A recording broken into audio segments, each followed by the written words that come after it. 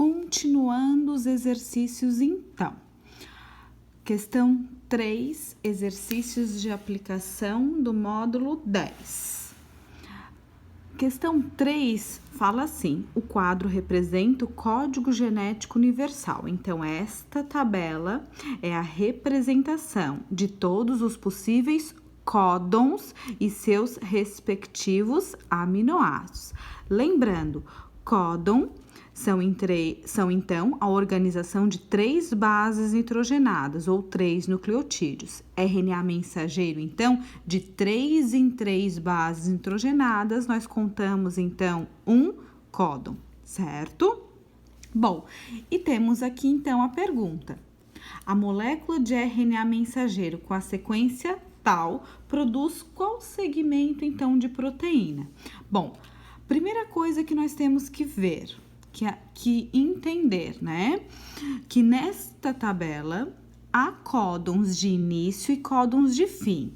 Códons de início é o AUG, metionina, códon de início. E códon de fim será UAA, UAG e UGA, certo? Então, o ribossomo, ele prioriza, então, iniciar a síntese proteica no códon de início e finalizar nos códons de fim, certo? E o enunciado, então, deu uma sequência, então, de RNA mensageiro. Como que eu sei que é RNA mensageiro mesmo? Porque o enunciado falou. Se o enunciado não falasse, eu também saberia, porque tem a uracila. A uracila, então, é a base nitrogenada só encontrada no RNA mensageiro. Se tivesse o T no lugar do U, eu saberia, então, que se trataria de uma molécula de DNA, certo? Bom, próxima coisa, eu tenho que organizar aqui os códons. Então, eu tenho o códon 1, o códon 2, o códon 3, 4, 5, 6, eu vou ter até o códon 7. Então, 1, 2, 3, 4, 5, 6, 7 códons. Beleza, vamos lá. Procurando, então, na tabela. CGA. CGA, arginina. A arginina não é códon de início, então eu vou descartar esse códon. Próximo, AUG. Vamos lá. AUG, metionina, é códon de início. Então, este, metionina, será o primeiro aminoácido desta proteína. Próximo, ACA. ACA, treonina. Treonina será o segundo aminoácido desta proteína. Próximo, AAA. Aqui, AAA, lisina. Lisina, terceiro aminoácido desta proteína. Próximo, GGA. GGA, aqui, GGA, glicina. Glicina é o quarto aminoácido desta proteína. Próximo, UAA. UAA, códon de fim. Tá aqui. Então, qual será a sequência, então, desta proteína? Metionina, treonina, lisina e glicina. Letra D, certo? Então, atentem aos enunciados. Nem sempre é preciso começar pelo códon de início. Às vezes, não há o códon de início, nós começamos do começo mesmo. Mas tem questões que colocam o códon de início e eu preciso descartar o primeiro. Descartando o primeiro, eu vou do códon de início até o códon de fim, certo? Vamos lá. Seguindo.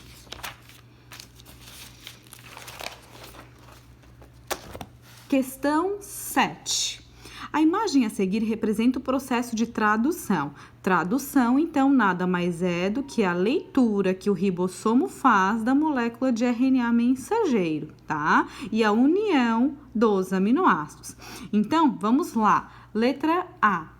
Quais são as estruturas representadas pela letra A e B? Então, vamos lá. Aqui em roxo é o ribossomo. Em A será a molécula de RNA mensageiro. Esse RNA mensageiro, então, ele contém a mensagem que foi transcrita do DNA. B será o RNA, então, transportador. Ele tem essa conformação. Gente, cada autor desenha de um jeito, tá? Esse autor desenhou assim. Então, enquanto no RNA mensageiro tem os códons, de 3 em 3 bases nitrogenadas são os códons, o RNA transportador traz, então, os anticódons, certo? Aqui, então, ele vai transportar os aminoácidos. Aminoácidos vai ser também, então, o que vai compor a molécula de proteína. E uma molécula de proteína pode ser chamado de polipeptídeo. Poli, muito. Peptídeo vai ser, então, a proteína, tá? Letra B. Nos eucariotos, em quais estruturas celulares ocorre esse processo?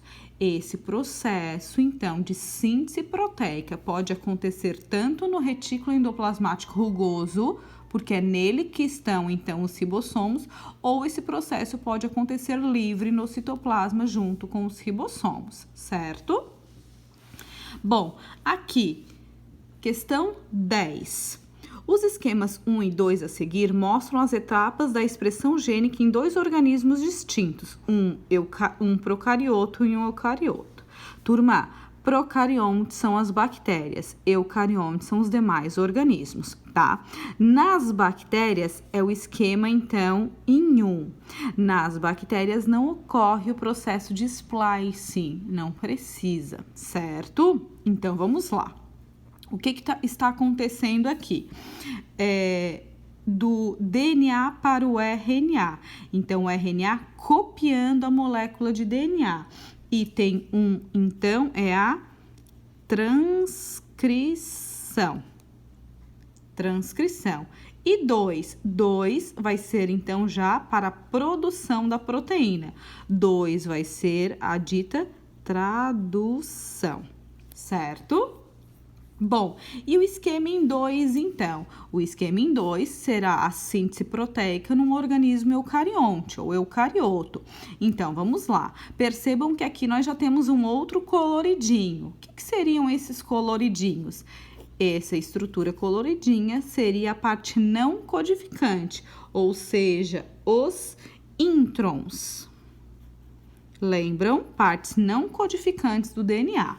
Então, de DNA sendo copiado para RNA, nós temos aqui em 3, que também é a transcrição.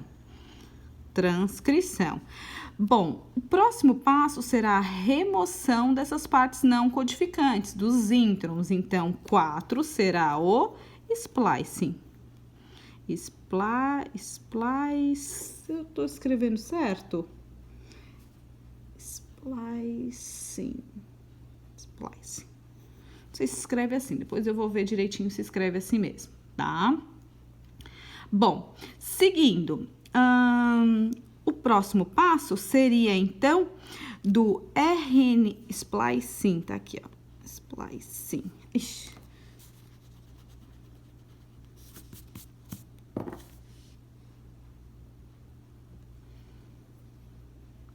Depois a professora arruma, tá?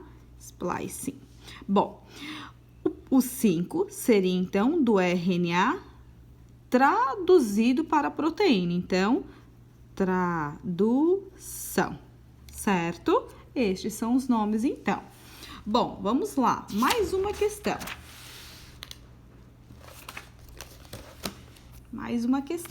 Questão 11. A figura esquematiza as duas etapas envolvidas no processo de síntese proteica de um linfócito. Linfócito é uma célula de defesa do organismo, ou melhor, um leucócito, um glóbulo branco, tá? Então, tá. Aqui está, então, uma célula, tá? E aqui está, por exemplo, um núcleo dessa célula. Aqui falando pontilhado, envelope nuclear ou carioteca, um envoltório que envolve, então, o núcleo. DNA está dentro do núcleo. Beleza. Temos etapa 1 e temos etapa 2. Então, vamos lá.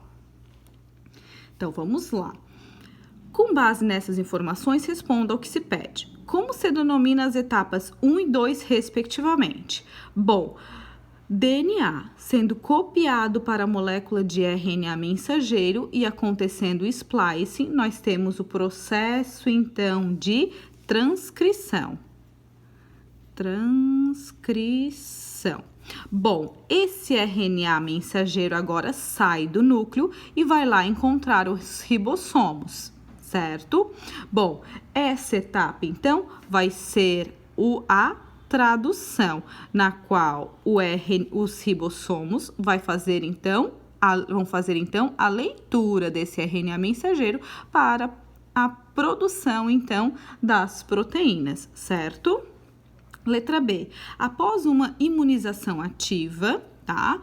Como ocorre a ação do produto final deste processo? Bom, imunização ativa vai ocorrer, então, a estimulação, tá? Do linfócito a produzir as suas proteínas correspondentes.